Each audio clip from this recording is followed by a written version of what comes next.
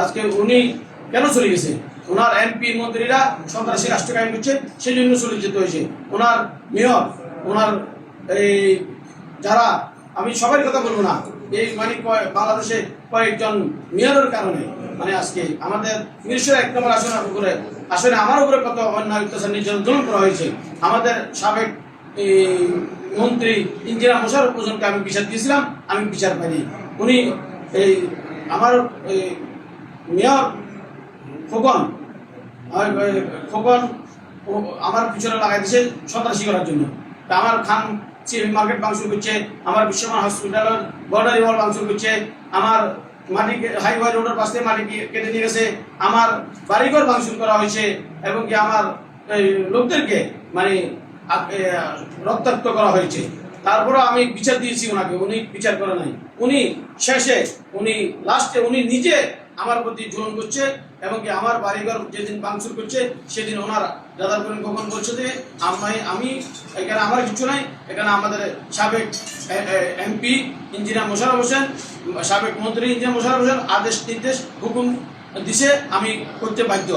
এবং কি উনি আমাদের সাবেক টিউনু মহাদেবকে টেলিফোন করছে, এসিলেনকে টেলিফোন করছে, সার্কেল এসপিকে টেলিফোন করছে, ওসি সাহেবকে টেলিফোন করছে, বরিয়ারে বলছে যে কি মানে ফখরুল ইসলাম খান সিএবির যে লোকগুলো আছে তাদেরকে গ্রেফতার করো, তাদেরকে কুয়া এবং কি কোদাল এবং কি দা ছুরি দিয়ে চালান করে দাও, যেন সম্ভাষক বের হইতে না পারে। ওগুলা বলার উদ্দেশ্য হলো যে কি বর্তমান ভবিষ্যৎ এই ধরনের যেন কর্মকাণ্ড করতে না পারে, সবাই যেন এই কর্মকাণ্ড থেকে বিরত থাকে।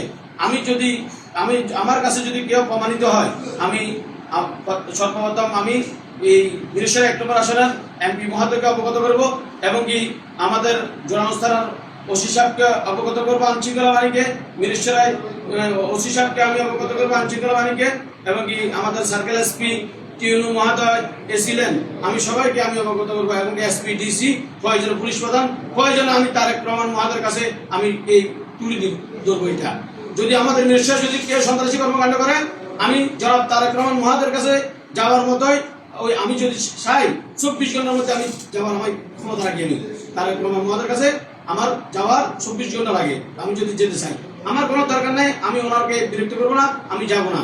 তাহলে আমাদের ১ নম্বর আসনে যদি সন্ত্রাসী কর্মকাণ্ড হয়, তাহলে আমি দলিল ডকুমেন্ট সাক্ষী প্রমাণ ভিডিও ফুটেজ যদি পাই, আমি এটা তারেক রহমান মহাদের কাছে আমি তুলে ধরবো। আমি যাওয়ার ওই ক্ষমতা রাখি, ২৪ ঘন্টা লাগবে না তারেক রহমান মহাদের কাছে এই বিচার নিয়ে যেতে। তারপরেও আমি সরকারকে বিরক্ত করবো না, আমি পুলিশ প্রধানকে অবগত করবো, আমি আইনশৃঙ্খলা বাহিনীকে অবগত করবো।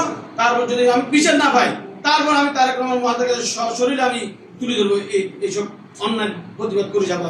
আমাকে কেউ মেরে ফেলবে সেই বই আমার কাছে নাই। আমি ভয় করি একমাত্র আল্লাহ রাসূলকে আমি তরিয়ে চলি, এবং কি আল্লাহকে ভয় করি, আমি আমার রাসূলের তরিয়ে চলি। আমি এখানে মানুষকে ভয় করি না। আমি আমার সাথে এই পুলিশ প্রশাসন গভর্নমেন্ট রেখেছি এই জন্য, তারপর আল্লাহ রাসূল কিছু সতর্ক থাকার জন্য। আমাদের হযরত আমাদের ওমর রাদিয়াল্লাহু তাআলাকে ওনাকে যদি মসজিদে নববীতে হত্যা করা হয়েছে, এবং কি আমাদের ওসমান বিন নুরি রাদিয়াল্লাহু তাআলাকে হত্যা করা হয়েছে, তো আমরা আল্লাহ রাসূল বলছে ছেড়ে দেখতে, এবং কি আমাদেরকে অন্যায় করতে বলে নাই। আমাদেরকে বলছে যে কি মানুষের, আমরা মুসলিম, হিন্দু, বৌদ্ধ, খ্রিস্টান, ইহুদি সবাই আদম হাওয়ার সৃষ্টি। আমাদেরকে আল্লাহ এবং আদম হাওয়ার থেকে আমাদেরকে সৃষ্টি করেছে। আমরা সবাই আদম হাওয়ার সৃষ্টি। এখন আমাদের বিচারের মালিক একমাত্র আল্লাহ। আমাদের বর্তমান সরকার যদি আমরা কেউ অপরাধ করি, তাহলে বর্তমান সরকার এবং আইন শৃঙ্খলা বাহিনী অবশ্যই আমাদের বিচার করতে পারবে আদালতের মাধ্যমে, সন্ত্রাসী কর্মকাণ্ডের মাধ্যমে না। আমি বর্তমানে আবারও বলে যাচ্ছি, যারা মেম্বার হবেন, চেয়ারম্যান হবেন, মেয়র হবেন, কমিশনার হবেন, উপজেলার চেয়ারম্যান হবেন, এবং কি বর্তমান এমপি মহাদেবকে অনুরোধ করে যাচ্ছি, এবং কি আমি বর্তমান সরকারকে অনুরোধ করে যাচ্ছি যেন সন্ত্রাস নির্মূল করা হয়। আমি দাবি রাখছিলাম এখানে সীতাকুণ্ড জগল সলিমপুরে আমাদের রেপকে হত্যা করা হয়েছে। আমি এটা দাবি রেখেছি। আমাদের সরকারকে আমি ধন্যবাদ জানাই, প্রশাসনকে আমি ধন্যবাদ জানাই। এটার বিচার আমি পেয়েছি। এখানে অপারেশন সাকসেসফুল হয়েছে আমাদের আইনশৃঙ্খলা বাহিনী। ধন্যবাদ আইনশৃঙ্খলা বাহিনীকে।